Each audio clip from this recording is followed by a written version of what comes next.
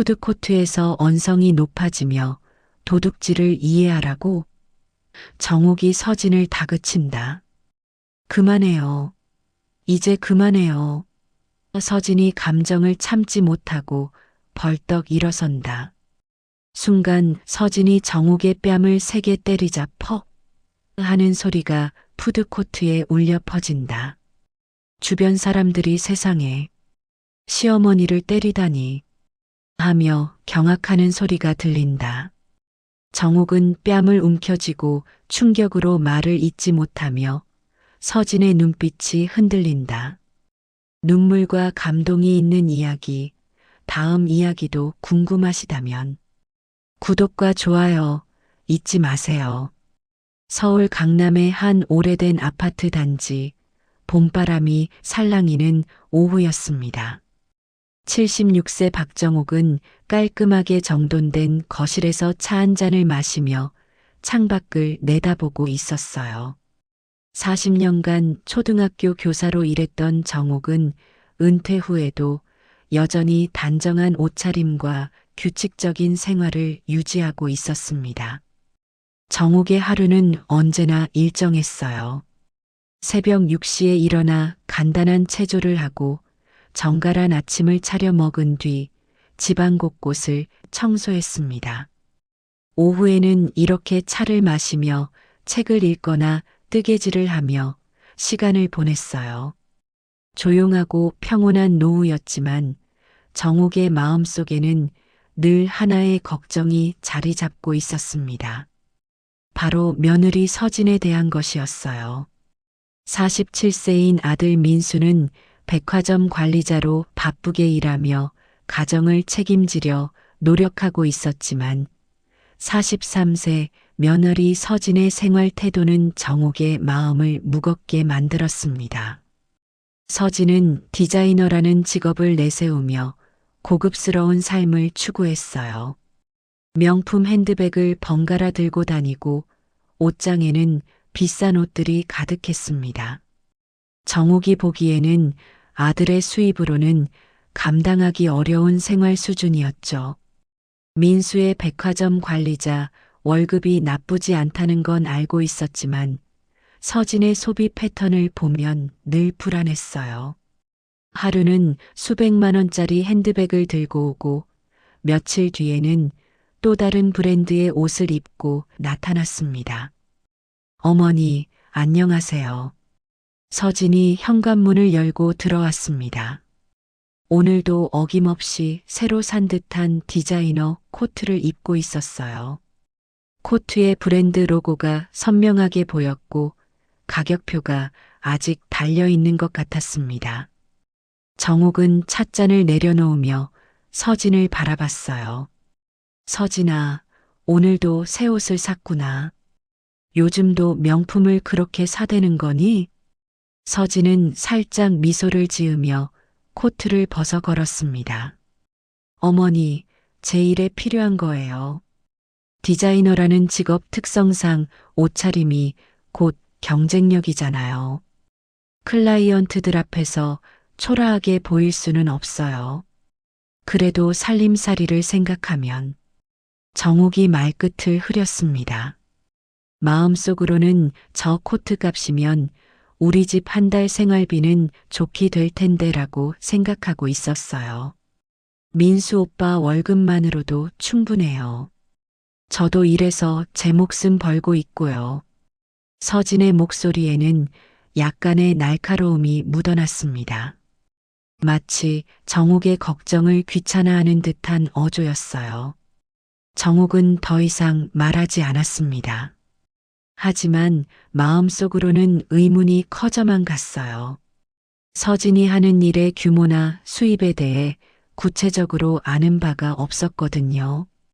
디자이너라고만 할 뿐 어떤 회사에 다니는지, 어떤 프로젝트를 하는지에 대해서는 막연하게만 말했습니다. 거실에는 잠깐 침묵이 흘렀어요. 정옥은 차를 한 모금 더 마시며 서진을 관찰했습니다. 서진은 핸드폰을 꺼내 무언가를 열심히 확인하고 있었어요. 화면을 보는 서진의 표정이 점점 굳어지는 것이 보였습니다. 뭔가 안 좋은 일이라도 있니? 정옥이 조심스럽게 물었습니다. 아니에요, 그냥 클라이언트 연락이 좀 많아서요. 서진이 어색하게 웃으며 핸드폰을 집어넣었어요. 하지만 정옥의 눈에는 서진의 손이 미세하게 떨리는 것이 보였습니다. 정옥은 오랫동안 아이들을 가르쳐 온 경험으로 사람의 표정을 읽는데 능숙했어요. 서진의 얼굴에서 불안과 초조함을 느낄 수 있었습니다. 특히 핸드폰을 보는 순간의 표정 변화가 심상치 않았어요. 서진아, 혹시 무슨 어려운 일이라도. 정옥이 말을 시작하려 했지만 서진이 급하게 일어섰습니다. 어머니, 저는 잠깐 민수 오빠 백화점에 들렀다가 올게요. 급한 용무가 있어서요. 서진의 목소리에는 평소와 다른 긴박함이 느껴졌어요. 이 시간에? 민수는 지금 회의 중일 텐데. 정옥이 말했지만 서진은 이미 가방을 챙기고 있었습니다. 괜찮아요. 잠깐만 들렀다가 올게요. 서진이 서둘러 현관으로 향했습니다. 정옥은 서진의 뒷모습을 바라보며 이상함을 느꼈어요. 평소 같으면 차라도 한 잔 마시고 가는 서진이었는데 오늘은 유난히 서둘렀습니다. 게다가 백화점에 간다고 하면서도 쇼핑백이나 지갑을 제대로 챙기지 않는 것 같았어요. 현관문이 닫히는 소리가 들렸습니다. 정옥은 창가로 가서 아래쪽 주차장을 내려다봤어요. 서진이 택시를 타고 사라지는 모습이 보였습니다. 택시 안에서도 서진은 계속 핸드폰을 들여다보고 있었어요. 정옥은 찻잔을 들고 소파에 다시 앉았습니다. 마음이 편치 않았어요. 며느리의 행동 하나하나가 평소와 달랐고 뭔가 감추고 있는 것 같은 느낌이 들었습니다. 손주도 없이 조용하게 살아가려 했던 정옥이었지만 며느리의 과소비와 허영심은 늘 마음에 걸리는 가시였어요. 겉으로는 서로 예의를 지키며 지냈지만 속으로는 서로를 경계하는 시선이 날카롭게 엇갈리고 있었습니다. 정옥은 서진의 생활 태도가 언젠가는 문제를 일으킬 것 같은 불안감을 떨칠 수 없었고 서진 역시 시어머니의 간섭과 의심의 눈초리를 부담스러워하고 있었어요. 서진이 나간 지 1시간이 지났을 때 정옥은 마음이 계속 불안해서 집에 있을 수가 없었습니다. 평소 같으면 집에서 조용히 시간을 보냈을 텐데 오늘은 왠지 서진의 표정과 행동이 자꾸 머릿속에 맴돌았어요. 결국 정옥은 외투를 걸치고 집을 나섰습니다. 민수가 일하는 백화점에나 가볼까? 정옥은 혼잣말을 하며 지하철역으로 향했어요. 아들 얼굴도 볼 겸 그리고 서진이 정말 급한 용무로 백화점에 갔는지 확인해 보고 싶었습니다. 강남역에서 내려 백화점으로 향하는 길, 정옥의 발걸음은 점점 무거워졌어요. 며느리를 의심하는 자신이 못마땅하면서도 불안한 마음을 떨칠 수가 없었습니다. 백화점 입구에 들어서자 화려한 조명과 고급스러운 인테리어가 눈에 들어왔어요. 정옥은 민수가 근무하는 관리 사무실로 가기 전에 1층을 둘러보기로 했습니다. 명품 매장들이 즐비한 1층에서 정옥은 서진이 평소 즐겨 찾던 브랜드들을 하나씩 확인해 봤어요. 그런데 한 핸드백 매장 앞을 지나가다가 익숙한 뒷모습을 발견했습니다. 저게 서진이 아닌가? 정옥은 조심스럽게 가까이 다가갔어요. 매장 안에서 서진이 직원과 무언가 대화를 나누고 있었습니다. 하지만 뭔가 이상했어요. 평소 당당하게 쇼핑을 하던 서진의 모습과는 달리 오늘은 주변을 자꾸 둘러보며 불안해하는 것 같았습니다. 정옥은 매장 밖 기둥 뒤에 숨어서 상황을 지켜봤어요. 서진이 직원과 속삭이듯 대화를 나누더니 갑자기 가방 하나를 재킷 안쪽으로 감추는 것이 보였습니다. 정옥의 심장이 쿵 내려앉았어요. 설마 저 아이가 도둑질까지? 정옥은 믿을 수 없다는 표정으로 눈을 비비고 다시 봤습니다. 하지만 분명히 서진이 작은 가방을 옷 안쪽에 숨기고 다른 큰 가방만 계산대로 가져가는 모습이었어요. 서진은 계산을 마치고 매장을 나왔습니다. 정옥은 서둘러 서진을 따라갔어요. 서진이 에스컬레이터를 타고 2층으로 올라가자 정옥도 뒤를 따랐습니다. 화장실 앞에서 서진이 잠깐 멈춰서더니 주변을 살피고는 재킷에서 가방을 꺼내 큰 쇼핑백 안에 넣었어요. 정옥은 더 이상 참을 수 없었습니다. 서진아 하고 불렀어요. 서진이 깜짝 놀라며 뒤돌아봤습니다. 얼굴이 새하얗게 질려 있었어요. 어머니, 여기서 뭐 하세요? 나야말로 너한테 물어보고 싶다. 서진아, 이게 뭐니? 정옥이 서진이 들고 있는 쇼핑백을 가리키며 물었습니다. 서진의 손이 미세하게 떨렸어요. 그냥 쇼핑했어요. 어머니한테 보여드릴 선물도 하나 샀고요. 선물? 정옥의 목소리가 높아졌습니다.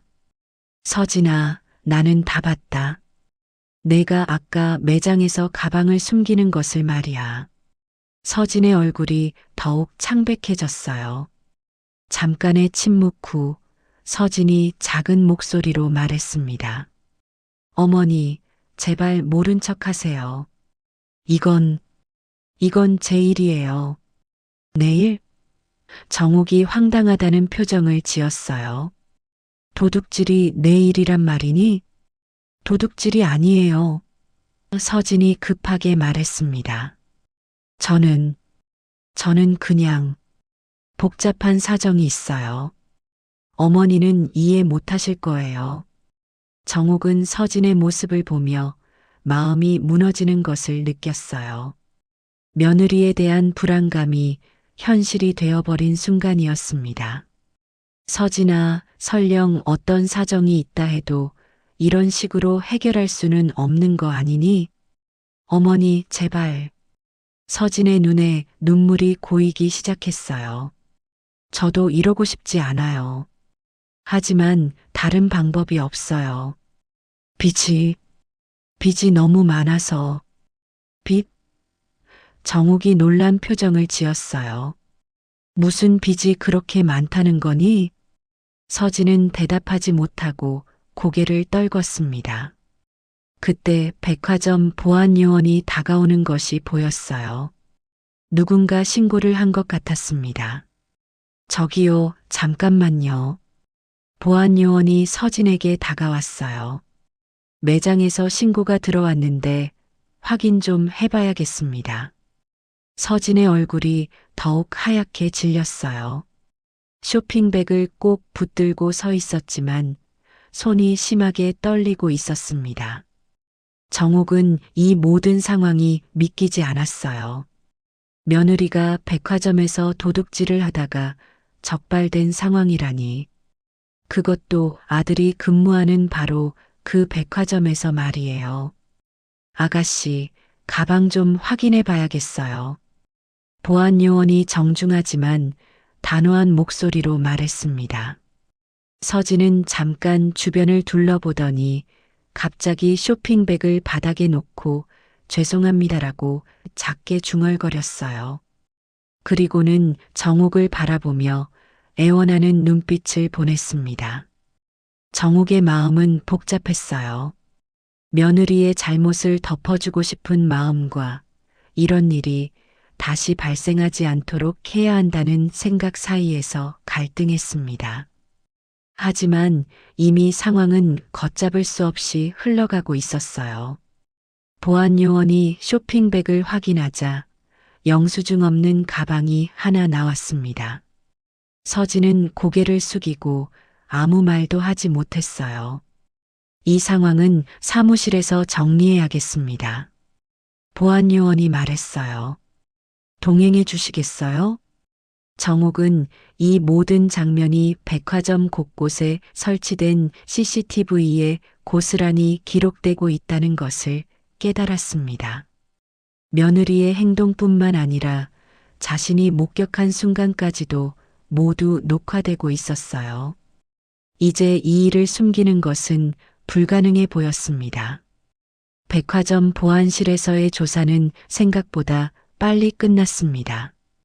서진은 가방값을 즉시 지불하겠다고 했고 매장 측에서도 초범이라는 점을 고려해 크게 문제 삼지 않기로 했어요. 하지만 정옥의 마음은 무너져 내렸습니다. 보안실을 나온 후 정옥과 서진은 백화점 지하 1층 푸드코트 한쪽 구석에 마주 앉았어요.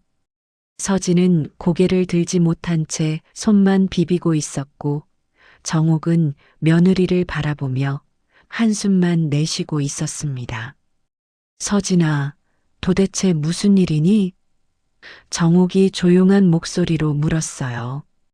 빚이 있다고 했는데 얼마나 되는 거니? 서진이 고개를 들었을 때 눈가는 이미 빨갛게 부어 있었어요. 어머니, 죄송해요. 정말 죄송해요. 미안하다고 해서 해결되는 일이 아니잖니. 정확히 말해봐. 무슨 일인지. 서진은 한참을 망설이다가 입을 열었습니다.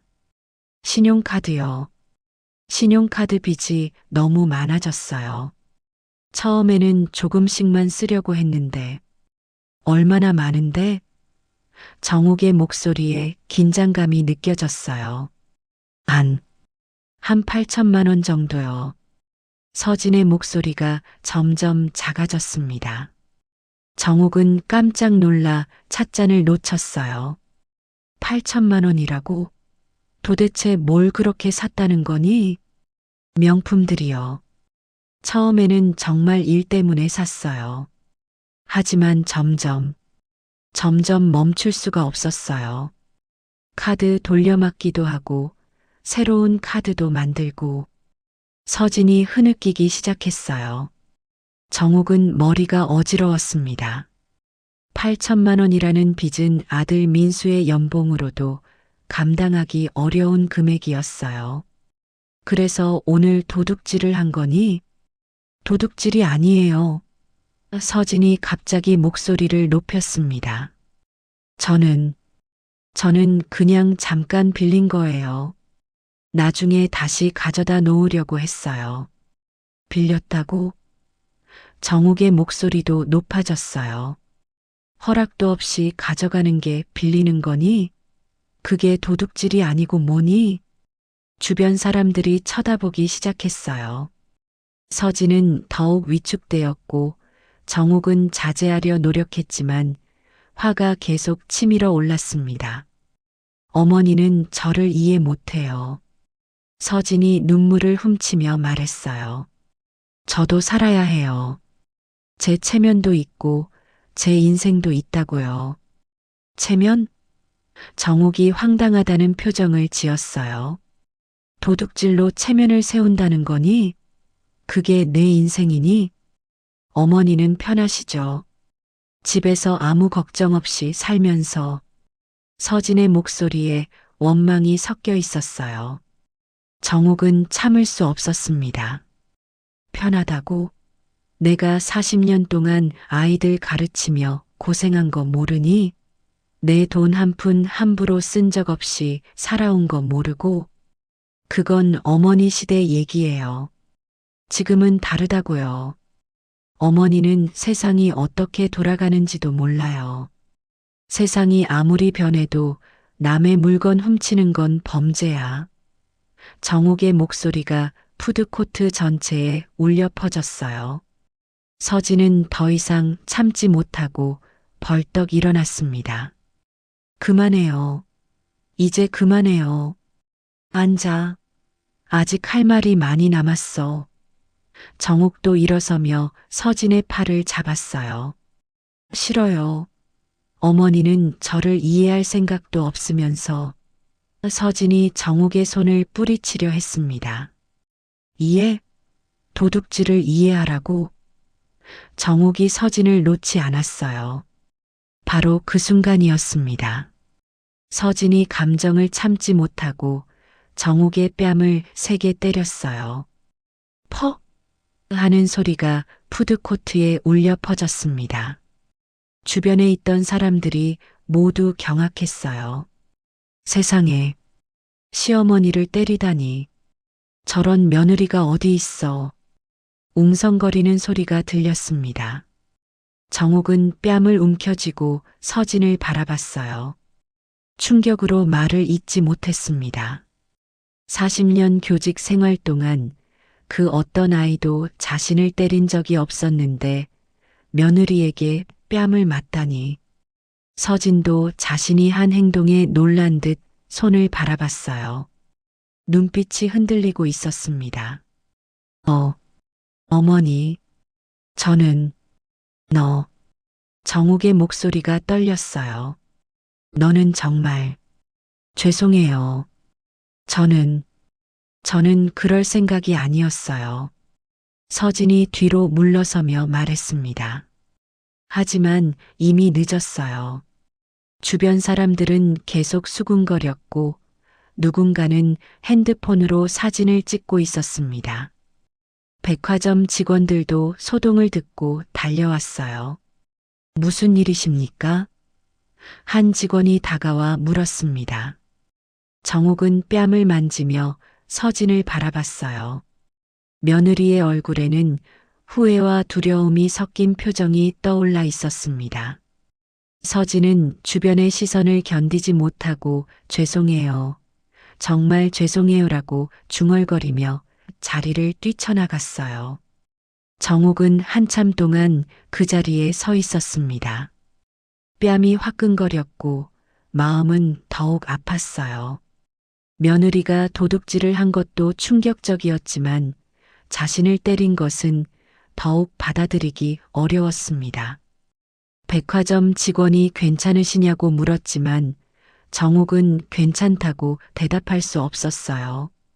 아무것도 괜찮지 않았습니다. 며느리와의 관계, 가족의 평화, 모든 것이 한순간에 무너져 내린 것 같았어요. 정옥은 천천히 자리에 다시 앉았습니다. 주변 사람들의 시선이 따갑게 느껴졌지만 당장 어디로 가야 할지도 모르겠었어요. 이 모든 일이 백화점 곳곳에 CCTV에 기록되고 있다는 생각이 들자 더욱 암담했습니다. 정옥이 뺨을 맞은 사건은 백화점 내부의 삽시간에 퍼졌습니다. 푸드코트에서 일어난 일을 목격한 사람들의 입을 통해 그리고 무엇보다 백화점 곳곳에 설치된 CCTV를 통해 이 충격적인 장면이 고스란히 기록되었어요. 민수는 오후 회의를 마치고 사무실로 돌아왔을 때 부하 직원 하나가 조심스럽게 다가왔습니다. 부장님 죄송한데 좀 심각한 일이 생겼습니다. 무슨 일인데? 민수가 서류를 정리하며 물었어요. 보안실에서 연락이 왔는데 부장님, 어머님과 사모님이 푸드코트에서 직원이 말을 잇지 못했습니다. 민수의 손이 멈췄어요. 뭐라고? CCTV를 확인해 보시라고 하던데요. 보안실장님께서 직접 말씀드리고 싶어 하십니다. 민수는 급하게 보안실로 향했습니다. 보안실장은 민수를 보자 난처한 표정을 지었어요. 부장님, 이런 말씀드리기가 참 어렵습니다만. 무슨 일입니까? 민수의 목소리에 긴장감이 느껴졌어요. 오늘 오후에 부장님 부인께서 1층 매장에서 좀 문제가 있었습니다. 보안 실장이 조심스럽게 말했어요. 그리고 이후에 어머님과 푸드코트에서 보안 실장은 모니터를 켰습니다. 화면에는 서진이 매장에서 가방을 숨기는 모습이 선명하게 나타났어요. 민수의 얼굴이 창백해졌습니다. 그리고 이후 영상입니다. 보안 실장이 다른 화면으로 바꿨어요. 푸드코트에서 정욱과 서진이 언쟁을 벌이다가 서진이 정욱의 뺨을 때리는 장면이 나타났습니다. 민수는 화면을 보며 말을 잇지 못했어요. 아내가 도둑질을 시도했다는 것도 충격적이었지만 어머니를 때렸다는 것은 더욱 받아들이기 어려웠습니다. 부장님, 이 문제를 어떻게 처리할지 보안 실장이 조심스럽게 물었어요. 민수는 한참 동안 화면을 바라보다가 겨우 입을 열었습니다. 일단 이 영상을 다른 사람들이 보지 못하게 해주세요. 제가 집에 가서 상황을 파악하고 다시 연락드리겠습니다. 알겠습니다. 하지만 부장님, 이미 현장에 있던 사람들이 많이 봤고 일부는 핸드폰으로 촬영한 것 같습니다. 민수는 머리가 어지러웠어요. 이 일이 소셜미디어에 퍼지기라도 하면 가족 모두가 큰 공경에 처할 수 있었습니다. 집으로 돌아가는 길, 민수는 계속 핸드폰을 들여다봤어요. 서진에게 전화를 걸어봤지만 받지 않았고 어머니께도 연락을 시도했지만 역시 응답이 없었습니다. 집에 도착했을 때 정욱은 거실 소파에 앉아 멍하니 벽을 바라보고 있었어요. 뺨에는 아직 붉은 자국이 남아 있었습니다. 어머니, 민수가 조심스럽게 다가갔어요. 정욱이 고개를 돌렸을 때 눈이 빨갛게 부어 있었어요. 민수야, 너 왔구나. 어머니, 괜찮으세요? 민수가 어머니 옆에 앉았습니다.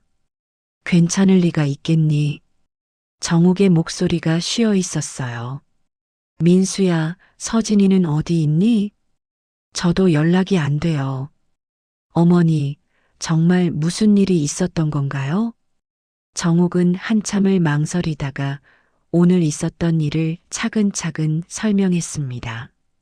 서진의 도둑질 시도부터 푸드코트에서의 충돌까지 모든 것을 솔직하게 말했어요. 민수는 이야기를 들으면서 점점 절망에 빠졌습니다. 8천만 원 빚이라고요? 서진이가 그렇게 말했다. 신용카드 빚이래. 정욱이 한숨을 쉬었어요. 민수는 머리를 감싸 쥐었습니다. 아내가 그렇게 많은 빚을 지고 있다는 것을 전혀 몰랐어요. 가계부는 서진이 관리했고 자신은 매월 생활비만 주고 있었거든요. 어머니, 정말 죄송해요. 제가 서진이를 제대로 못 봤네요. 민수야, 너까지 자책할 일은 아니다. 하지만 정욱이 말을 멈췄어요. 하지만 뭐예요? 하지만 이 일이 너희 백화점에 알려지면 너는 어떻게 되는 거니?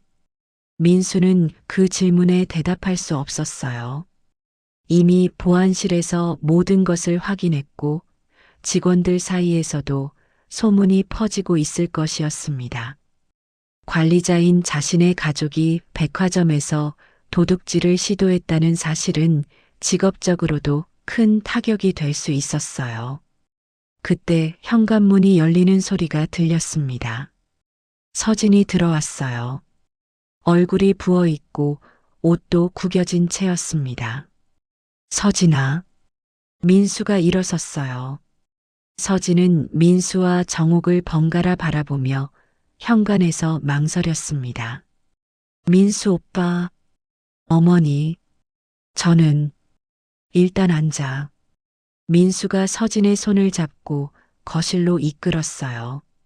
서진은 소파 끝자리에 앉으며 고개를 숙였습니다.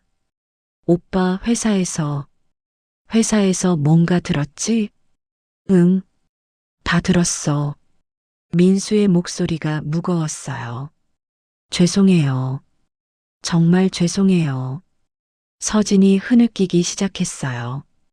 정옥은 서진을 바라보며 복잡한 심정이었습니다. 화가 나면서도 한편으로는 안쓰러웠어요. 서진아, 정말 8천만 원이나 빚이 있는 거니? 서진이 고개를 끄덕였어요. 어머니, 정말 죄송해요. 처음에는 조금씩만 쓰려고 했는데 왜 나한테 말하지 않았어? 민수가 물었어요. 말할 수 없었어요. 오빠가 실망할까봐.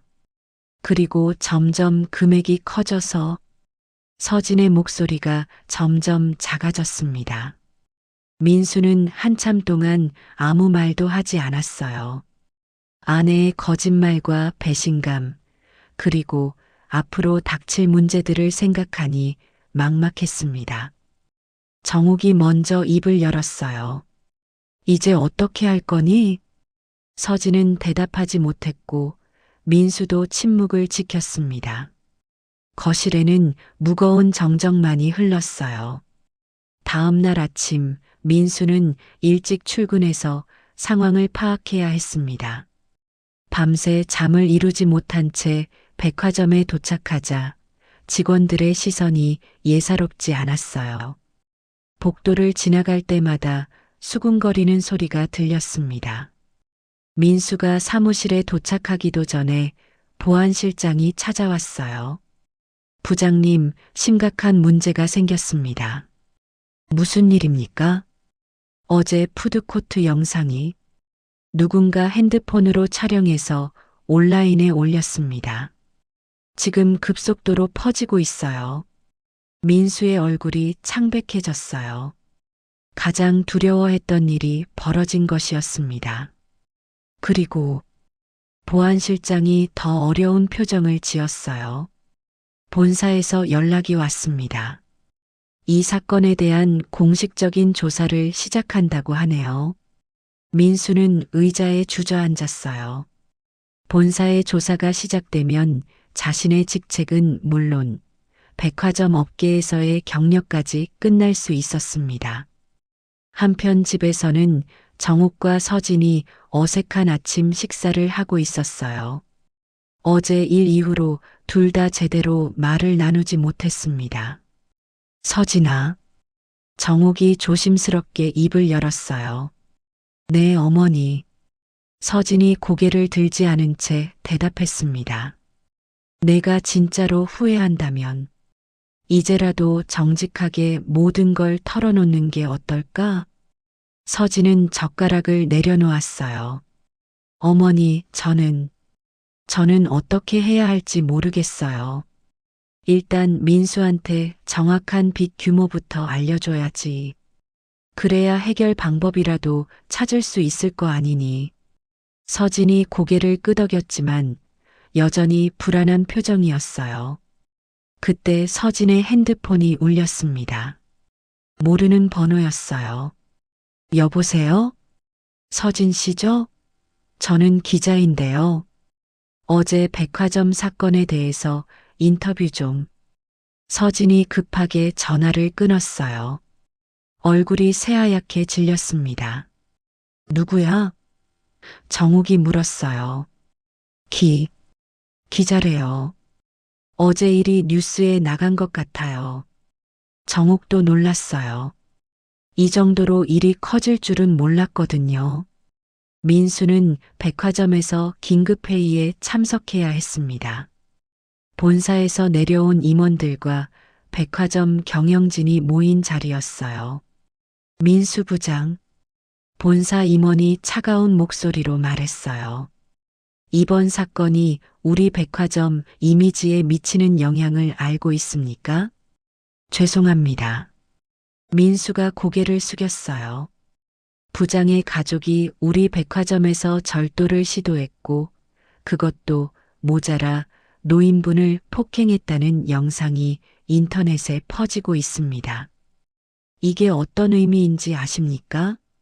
민수는 대답할 수 없었어요. 당분간 부장직에서 물러나 주십시오. 그리고 이 사건이 정리될 때까지 무급 정직 처분입니다. 민수의 세상이 무너지는 것 같았어요. 20년 가까이 일해온 직장에서 이런 식으로 쫓겨나다니. 회의가 끝나고 민수는 집으로 돌아왔어요. 정욱과 서진은 거실에서 뉴스를 보고 있었습니다. 화면에는 어제 푸드코트 영상이 나오고 있었어요. 며느리가 시어머니를 때린 충격적인 영상이 온라인에서 화제가 되고 있습니다.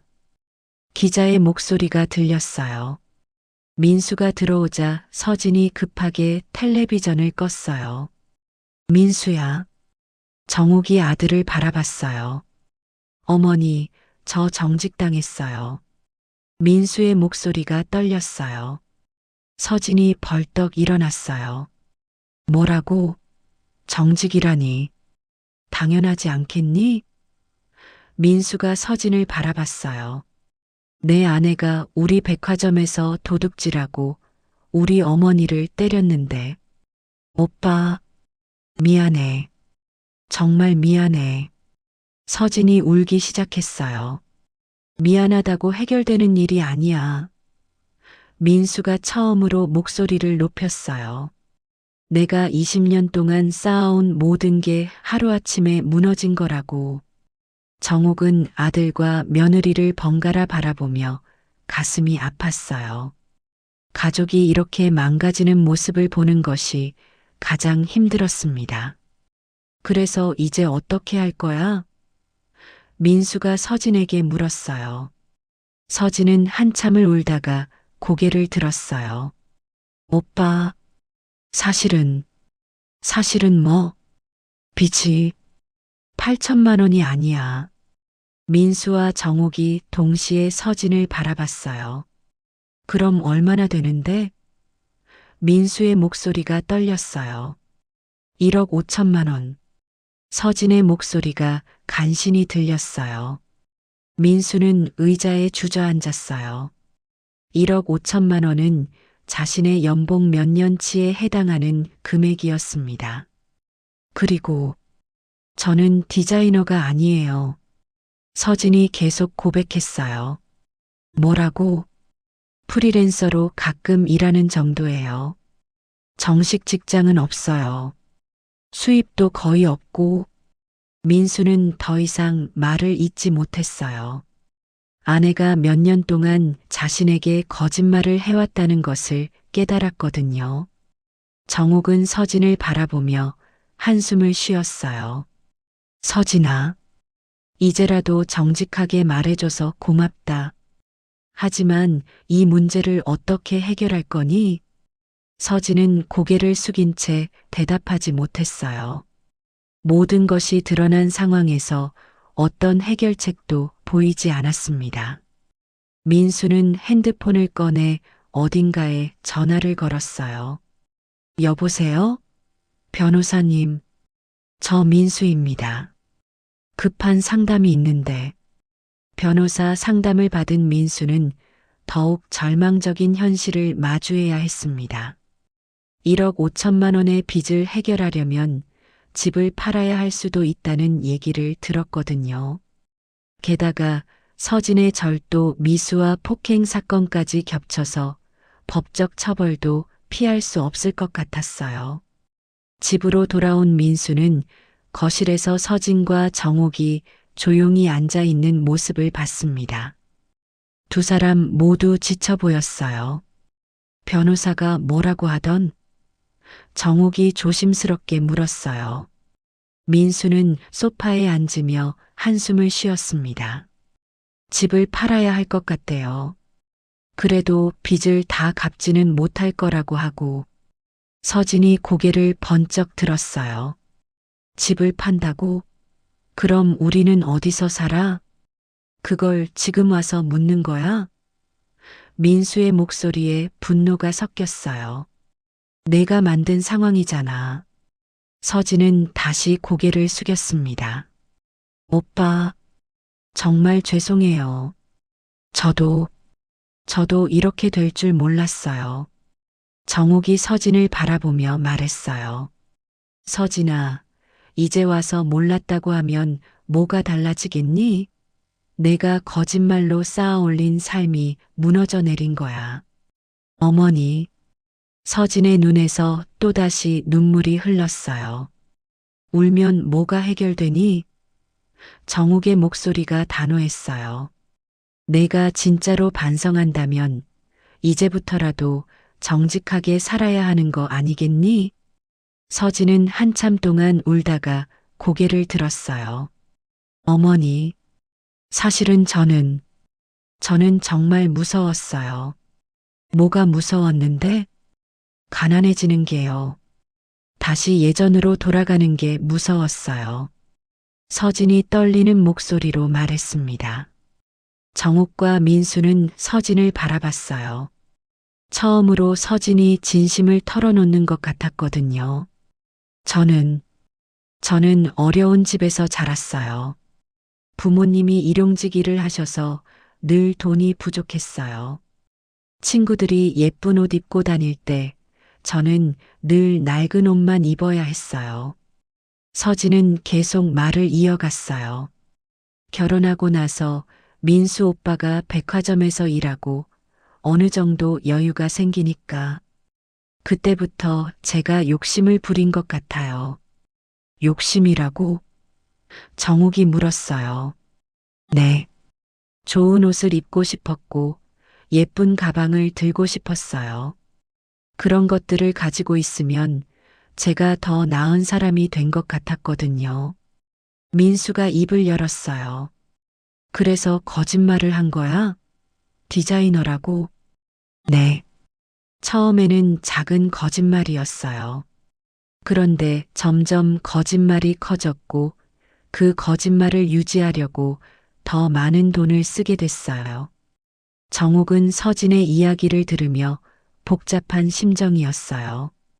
이해가 되는 부분도 있었지만 그렇다고 해서 서진의 행동이 정당화되는 것은 아니었거든요. 서진아, 내 마음은 이해한다. 하지만 그런 이유로 남의 물건을 훔치려 하고 나를 때린 건 용서받을 수 없어. 알아요, 어머니. 정말 알아요. 서진이 정욱 앞에 무릎을 꿇었어요. 어머니, 정말 죄송해요. 제가 정말 잘못했어요. 정욱은 며느리가 무릎을 꿇은 모습을 보며 마음이 복잡했어요. 화가 나면서도 한편으로는 안쓰러웠거든요. 서진아, 일어나라. 정욱이 말했어요. 무릎 꿇는다고 해서 문제가 해결되는 건 아니야. 그럼 어떻게 해야 해요? 서진이 울먹이며 물었어요. 정욱은 한참 생각하다가 입을 열었어요. 일단 제대로 된 일을 구해야지. 그리고 빚을 조금씩이라도 갚아나가고. 하지만 어머니, 서진이 망설였어요. 저는 별다른 기술도 없고 학력도 높지 않아요.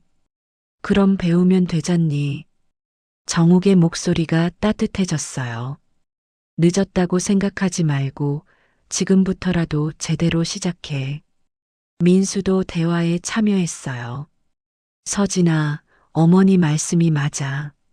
우리가 집을 팔더라도 작은 곳에서라도 다시 시작할 수 있어. 서진은 두 사람을 번갈아 바라봤어요.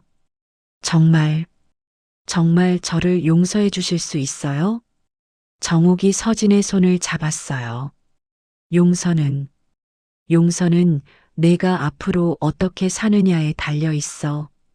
진짜로 반성하고 바뀐 모습을 보여줘. 서진은 정욱의 손을 꼭 잡으며 고개를 끄덕였어요. 네, 어머니. 정말 열심히 살겠어요.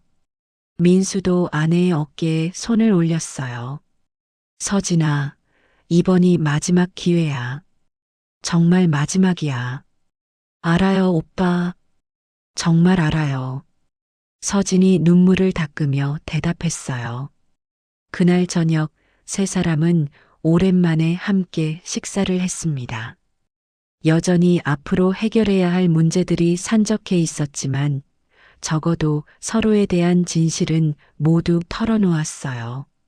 내일부터 일자리부터 알아봐야겠어. 서진이 말했어요. 어떤 일을 하고 싶은데? 정욱이 물었어요. 잘 모르겠어요. 하지만 정직한 일이면 뭐든지 하고 싶어요. 서진의 목소리에는 진정성이 담겨 있었어요. 민수가 입을 열었어요. 나도 새로운 일을 찾아야 해. 백화점에서는 복직이 어려울 것 같아. 민수야, 너까지 그런 걱정하지 마라. 내가 성실하게 일한 건 다들 알고 있어. 정욱이 아들을 위로했어요. 어머니, 저희가 어머니께 이런 걱정을 끼쳐드려서 정말 죄송해요. 서진이 말했어요. 정욱은 며느리를 바라보며 미소를 지었어요. 서진아, 가족이란 게 그런 거야. 힘들 때 서로 의지하고 도와주는 거지. 그 말을 들은 서진의 눈에 또다시 눈물이 맺혔어요. 하지만 이번에는 감사의 눈물이었습니다. 앞으로 정말 열심히 살겠어요. 어머니가 자랑스러워 하실 수 있는 며느리가 되겠어요. 정욱은 서진의 손을 다시 한번 잡았어요. 약속하는 거야? 네, 약속해요. 그날 밤 세 사람은 각자의 방에서 앞으로의 삶에 대해 생각했습니다. 힘든 시간이 기다리고 있겠지만 적어도 더 이상 거짓으로 쌓은 삶을 살지는 않을 것이었어요. 진실이 드러난 지금 새로운 시작을 위한 첫걸음을 내디딜 준비가 되었습니다. 일주일 후 백화점 본사에서 공식적인 징계 회의가 열렸습니다. 민수, 정욱, 그리고 서진이 모두 참석해야 했어요. 회의실에는 본사 임원들과 백화점 경영진, 그리고 법무팀까지 참석했습니다. 민수 부장님, 그리고 가족 여러분. 본사 상무가 차갑게 말을 시작했어요. 이번 사건으로 인해 우리 백화점이 입은 피해가 상당합니다. 민수는 고개를 숙인 채 대답했어요. 죄송합니다. 사과로 해결될 문제가 아닙니다. 상무가 서진을 바라봤어요. 특히 절도 미수와 폭행 사건까지 겹쳐서 우리로서는 강력한 조치를 취할 수밖에 없습니다. 법무팀장이 서류를 펼치며 말했어요. CCTV 영상을 기반으로 한 증거가 명확합니다. 절도 미수 혐의와 폭행 혐의로 형사 고발을 검토하고 있습니다. 서진의 얼굴이 창백해졌어요. 형사 고발이라는 말에 온몸이 떨렸습니다. 잠깐만요. 정욱이 일어섰어요. 저는 고소하지 않겠습니다. 어머니, 민수가 놀란 표정으로 정욱을 바라봤어요. 서진이가 저를 때린 것은 맞습니다. 하지만 저는 며느리를 고소할 생각이 없어요. 정욱의 목소리는 단호했어요. 상무가 의외라는 표정을 지었어요. 그렇다 하더라도 절도 미수 사건은 별개의 문제입니다. 그것도 마찬가지입니다. 매장 점장이 끼어들었어요. 저희 매장에서도 고소하지 않기로 했습니다. 대신 손해배상만 받기로 했고요. 회의실에 잠깐의 정적이 흘렀어요. 예상과 다른 전개에 임원들이 당황하고 있었습니다. 하지만 직원의 가족이 이런 일을 저지른 것 자체가 문제입니다. 상무가 다시 말했어요. 민수 부장의 해고는 피할 수 없습니다. 민수는 각오하고 있던 일이었지만 실제로 해고라는 말을 들으니 무너지는 기분이었어요. 상무님, 서진이 갑자기 일어섰어요. 저 저 때문에 민수 오빠까지 피해를 당하게 할 수는 없어요. 무슨 말씀이십니까? 제가 모든 책임을 지겠습니다. 서진의 목소리가 떨렸지만 결연했어요. 민수 오빠는 아무것도 모르고 있었어요. 모든 게 제 잘못이에요. 서진은 회의실 한가운데 서서 말을 계속했어요. 저는 몇 년 동안 거짓말을 해왔어요. 제가 디자이너라고 했지만 사실은 무직이었고 신용카드로 빚만 늘려왔어요. 임원들이 서진의 고백을 주에 깊게 들었어요. 그 빚 때문에 절도를 시도했고 그것을 목격한 어머니와 다투다가 실수로 때렸어요. 모든 게 제 잘못이에요. 서진은 깊이 허리를 숙였어요. 민수 오빠를 해고시키지 말아주세요. 대신 저를 경찰에 넘겨주세요. 정옥은 서진의 모습을 보며 놀랐어요. 며느리가 이런 용기를 낼 수 있을 거라고는 생각하지 못했거든요. 민수도 아내의 변화된 모습에 감동했어요. 서진아, 오빠 미안해. 정말 미안해. 서진이 민수를 바라보며 말했어요. 내가 너무 이기적으로 살았어. 이제라도 제대로 책임지고 싶어. 상무는 서진의 진정성 있는 고백을 듣고 잠깐 생각에 잠겼어요. 부인께서 모든 책임을 진다고 하시는군요. 네, 그렇습니다. 하지만 민수 부장도 가족 관리를 제대로 하지 못한 책임이 있습니다. 민수가 고개를 들었어요. 상무님, 저도 제 책임을 인정합니다. 하지만 이 회사에서 20년 가까이 성실하게 일해온 것도 사실입니다. 맞습니다. 인사팀장이 끼어들었어요. 민수 부장의 근무 태도와 성과는 항상 좋았습니다. 상무는 한참을 고민하다가 결정을 내렸어요. 좋습니다. 해고 대신 6개월 무급 정직으로 처분하겠습니다. 그 기간 동안 가족 문제를 정리하시고 복직 후에는 더욱 성실하게 근무해 주시기 바랍니다. 민수는 예상보다 관대한 처분에 안도했어요. 감사합니다. 정말 감사합니다. 대신 조건이 있습니다. 상무가 서진을 바라봤어요. 부인께서는 이 사건에 대해 공개적으로 사과하고 피해 배상을 완료해야 합니다. 네, 그렇게 하겠습니다. 서진이 대답했어요. 회의가 끝나고 나서 세 사람은 백화점 로비에서 잠깐 이야기를 나눴어요. 서진아, 오늘 정말 용기 있게 행동했구나. 정옥이 며느리의 어깨를 가볍게 두드렸어요. 어머니, 이제야 정말 후회하고 반성하게 됐어요. 서진의 목소리에 진정성이 담겼어요. 민수도 아내를 바라보며 말했어요. 서진아, 6개월 동안 우리가 함께 새로운 시작을 준비하자. 오빠, 고마워. 정말 고마워. 서진이 눈물을 흘렸어요. 정옥은 두 사람을 바라보며 생각했어요. 이 모든 일이 CCTV에 찍히면서 시작됐지만 결국 가족이 서로의 진실을 마주하고 더 가까워지는 계기가 된 것 같았어요. 집에 가서 앞으로 계획을 세워보자. 정옥이 말했어요. 세 사람은 함께 집으로 향했습니다. 힘든 시간이었지만 이제 진짜 새로운 시작을 할 수 있을 것 같았어요. 3개월이 지났습니다. 서진은 작은 봉제 공장에서 일하기 시작했어요.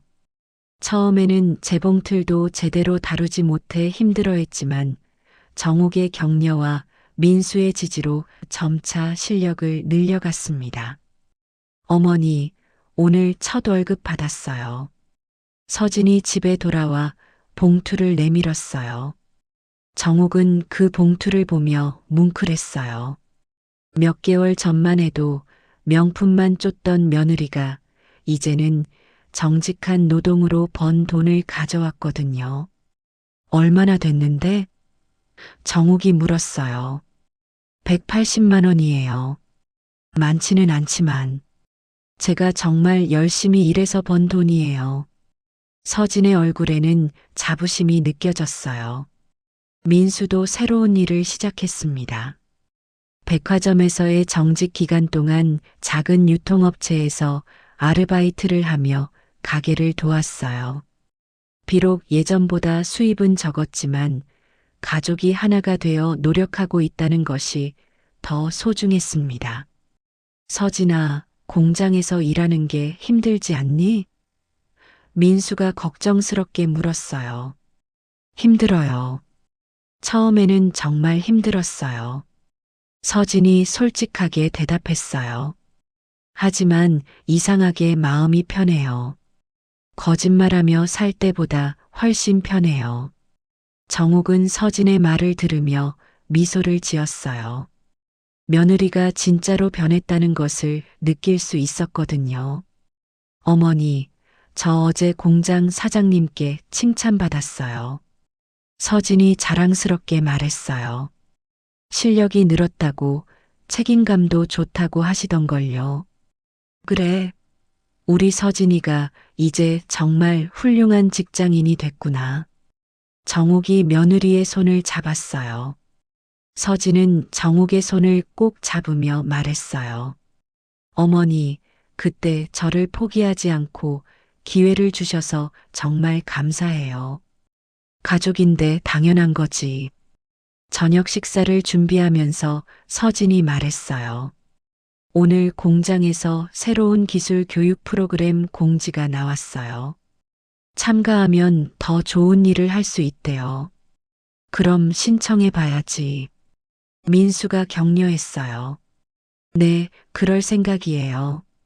이제는 정말 실력으로 인정받고 싶어요. 정욱은 며느리의 변한 모습을 보며 감격했어요. 몇 달 전 명품에만 집착하던 서진이 이제는 자신의 실력을 키우고 싶어 한다니. 서진아, 그런데 빚은 얼마나 갚았니? 정욱이 조심스럽게 물었어요. 아직 조금밖에 못 갚았어요. 하지만 매달 꾸준히 갚고 있어요. 서진이 대답했어요. 시간은 오래 걸리겠지만 끝까지 책임지고 갚을 거예요. 민수도 고개를 끄덕였어요. 우리가 함께 힘내자. 천천히라도 꾸준히 하면 언젠가는 다 갚을 수 있을 거야. 그날 밤 세 사람은 거실에서 함께 뉴스를 보고 있었어요. 우연히 백화점 관련 뉴스가 나왔는데 몇 달 전 자신들의 사건이 생각났습니다. 그때 생각해 보니까 정말 꿈 같은 일이었어. 서진이 말했어요. 꿈 같은 일? 정욱이 물었어요. 악몽 같은 일이었지만 결국은 저에게 정말 필요한 일이었던 것 같아요. 그런 일이 없었다면 저는 계속 거짓말하며 살았을 거예요. 민수도 동의했어요. 맞아. 힘들었지만 우리 가족이 더 솔직해진 것 같아. 정욱은 두 사람을 바라보며 말했어요. 그 CCTV 영상이 우리 인생을 바꾼 셈이네. 네, 어머니. 나쁜 쪽으로 바뀔 수도 있었지만 다행히 좋은 쪽으로 바뀐 것 같아요. 서진이 감사한 마음으로 말했어요. 몇 주 후 민수는 백화점 복직 소식을 들었습니다. 6개월 정직 기간이 단축된 것이었어요. 성실한 근무 태도와 가족 문제 해결 노력이 인정받은 결과였습니다. 정말? 서진이 기뻐하며 민수를 안았어요. 응, 다음 주부터 복직이래. 민수도 기뻤어요. 정욱은 아들과 며느리의 기쁜 모습을 보며 뿌듯했어요. 이제 정말 새로운 시작이구나. 복직을 앞둔 주말, 세 사람은 함께 장을 보러 나갔어요. 예전에는 서진이 혼자 비싼 쇼핑을 했지만 이제는 가족이 함께 알뜰하게 장을 봤습니다. 어머니, 이 채소 어때요? 신선하고 가격도 적당한 것 같은데. 서진이 물었어요. 좋네. 서진이가 이제 살림도 제대로 배웠구나. 정욱이 만족스럽게 말했어요. 어머니가 가르쳐 주셔서요. 예전에는 돈만 있으면 뭐든 살 수 있다고 생각했는데, 이제는 하나하나 따져보고 사는 게 더 뿌듯해요. 집으로 돌아와 함께 저녁을 준비하면서 정욱이 말했어요. 서진아, 내가 이렇게 바뀌는 모습을 보니까 정말 자랑스럽다. 어머니, 서진의 눈에 눈물이 맺혔어요. 처음에는 내가 나를 때렸을 때 정말 배신감을 느꼈어. 하지만 지금 생각해 보니 그것도 내가 성장하는 과정이었던 것 같아. 서진은 정욱의 손을 잡았어요. 어머니, 저 그때 정말 미친 것 같았어요. 지금도 그때 생각하면 너무 부끄러워요. 이제 됐어. 과거는 과거고 중요한 건 앞으로야. 민수도 대화에 참여했어요. 우리가 이 모든 걸 이겨낸 거잖아. 이제는 정말 새로운 가족으로 살 수 있을 것 같아. 저녁을 먹으며 서진이 말했어요. 어머니, 민수 오빠, 저 하나 제안이 있어요. 뭔데? 정욱이 물었어요. 앞으로 매년 이날을 우리 가족의 새로운 시작일로 기념하면 어떨까요? 힘들었지만 결국 우리를 더 가깝게 만들어준 날이니까요. 정욱과 민수는 서로를 바라보며 웃었어요. 좋은 생각이네. 민수가 대답했어요. 그래, 그렇게 하자. 정욱도 동의했어요. 그날 밤 정욱은 창밖을 바라보며 생각했어요. CCTV에 찍힌 한 장면으로 시작된 이 모든 일들이 결국 가족을 더욱 단단하게 만들어 주었다고. 거짓말과 허영심으로 가득했던 생활이 무너져 내렸지만 그 자리에 진실과 사랑으로 채워진 새로운 삶이 자리 잡았어요. 서진은 자신의 방에서 내일부터 다시 시작될 공장 일을 준비하며 다짐했어요. 비록 힘들고 어려운 길이지만 정직하게 살아가는 것이 얼마나 소중한지 깨달았거든요.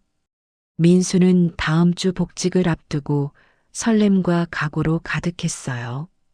이번 일을 통해 가족의 소중함을 다시 한번 깨달았고 앞으로는 더욱 책임감 있게 살아가겠다고 다짐했습니다. 세 사람의 새로운 시작은 이렇게 조용히 하지만 확실하게 시작되었어요. CCTV에 찍힌 그 순간이 가져온 충격과 아픔을 딛고 더욱 단단해진 가족의 모습으로 말이에요.